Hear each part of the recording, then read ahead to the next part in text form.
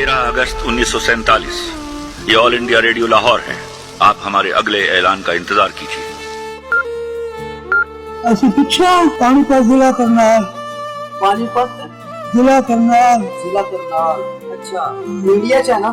ਹਾਂਜੀ अच्छा साडे हुण कोई रेलेवेंट्स भी उत्थे हैं जे कोई?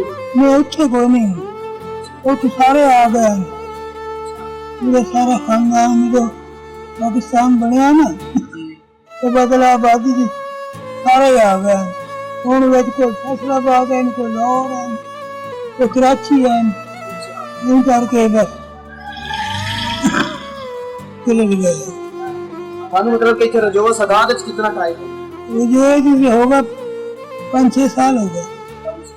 नूर जहां बस इतने दे गाने पसंद पुराने गाने। कभी सिनेमा जाके सुनया तो जाना मेरा लाइव सुनया नहीं कभी? हाँ सुनिया सुनिया ही नहीं।